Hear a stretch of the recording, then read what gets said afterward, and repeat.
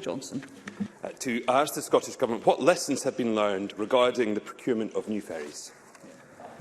Minister Jenny Gilruth. Transport Scotland works closely with Caledonian Maritime Assets Limited in relation to procurement of new ferries and lessons learned from the previous processes. The recent report by Audit Scotland noted that a number of improvements have already been made since the 801-802 project. These include CMAL undertaking additional risk assessments, enhanced financial diligence on preferred bidders and employing additional independent technical and commercial support. Daniel Johnson. Presiding Officer, the problem with the email published yesterday is that we're being asked to accept by Scottish ministers that a one-line email that simply alludes to a conversation with the Deputy First Minister is sufficient for the Government to undertake a contract worth the best part of £100 million with, as it turns out, hundreds of millions of pounds of liabilities further to that. Indeed, Audit Scotland's statement yesterday makes it clear that this is not sufficient documentary evidence for that decision. The Permanent Secretary last week accepted that there was a question about whether or not the law had been complied to with regard to the decision-making in this contract. So in order to learn lessons, you need to accept the mistakes that have been made. So will the Minister now accept Audit Scotland's position last night that that email is insufficient documentary evidence of the decision? Does she accept the Permanent Secretary's position that there is a question about whether or not there has been a breach of the law? And if there is the question of a breach of the law, will ministers now refer themselves to the relevant authorities so that can be investigated? Minister. Well, I think in relation to Daniel Johnson's question, he talks of one email signing off the procurement of the ferries himself. I mean, the email, that is how government works, to Mr Johnson's question. That is how decisions are signed off by ministers on a daily basis. That is the job and that is how it is processed. Now, in terms of the lessons that have been learned, Presiding Officer, we have built... Well, first of all... Ms Gilruth, if you just give me a moment. Members, we will hear the Minister's response. Thank you. Well, first of all, Caledonian Maritime Assets Limited, CMAL, conducted the procurement process and in its capacity, obviously, as the procuring authority. CMAL awarded the contract to and then signed off the contract with FEMAIL following ministerial approval, as was outlined to Parliament yesterday. That was signed off by the then Transport Minister. Now, in terms of lessons learned, as to Mr Johnson's substantive question, we have already confirmed to the Chamber that we will look at a formal lessons learned exercise on completion of 801 and 802.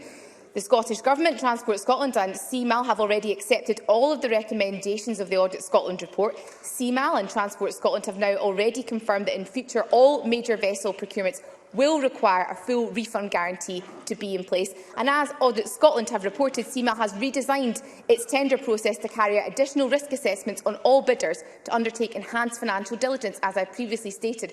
And this will include financial monitoring by an independent accountancy firm before and after the contract award. Graham Simpson. Thank you. So it sounds like there are no lessons learned then. The Minister, I've been nagging the Minister for weeks now to publish the Project Neptune report, and if she published that, we could actually start to have a conversation about how we procure ferries. So when will she publish it? There's no barrier to that now. She could do it next week. Minister. Well, Mr Simpson knows that I have already given an assurance to Parliament, and indeed to him directly, that I will publish the Project Neptune report. Now, he will undertake and understand that some of the contents of the Project Neptune report were impacted by the local government elections in terms of the purge restrictions. But I absolutely recognise the need for transparency on this, and I am currently liaising with officials about doing it as quickly as possible. Indeed, I do believe that Mr Simpson only last night made direct representations on this to the Director of Ferries at Transport Scotland.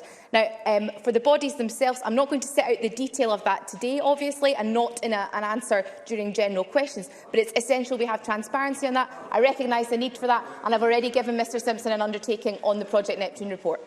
Stuart McMillan. Thank you, Jenny Gilruth. It's clear that the Yard won contracts to build 3 other vessels as well as the 801 and 802, but does the Minister, however, agree that the recent reports from the owner of the floating barge indicate there were issues at the Yard not only affecting public contracts and also such that when the Yard went into liquidation, the nationalising of the Yard was the only way to create a business fit to win both future public and private contracts? Minister. Yes, I would agree with Mr McMillan's observations. I mean, we have set out 2 very clear priorities for the Yard's management. Those are to finish building the 2 ferries currently under construction and to get the Yard into shape to compete for new work. That's absolutely vital. And while any decisions around about future vessel contracts to pursue whether those be in the public or the private sector in regards to opportunities or for the yard itself. I know that Ferguson Marine is actively pursuing a range of different vessel opportunities, and ministers will, of course, support the yard in any way we can to help secure those. Willie Rennie. I think the Minister doesn't realise that she's made the situation a whole lot worse. She may be satisfied with one-line emails to sign off hundreds of millions of pounds of taxpayers' money, but Audit Scotland aren't, and they said so last night. What we need is a proper public inquiry into what has happened. We need the Government to refer itself to the authorities, because there is a question now about state aid, as the Permanent Secretary made clear last week. When is the Minister going to wake up and realise the mess that she's in? Minister. I'm not necessarily sure, Presiding Officer. There was a question in what Mr Rennie set out today. As I have already explained and set out to members, the Auditor-General welcomed the evidence to Parliament previously, saying that we are pleased that CMAL has acknowledged some of our recommendations on the adequacy of the contract and the need for milestone payments to be reviewed to ensure that they are more closely aligned with quality and progress. And CMAL and Transport Scotland have now already agreed to all major future vessel procurements being in requirement of a full builder's refund guarantee to be in place.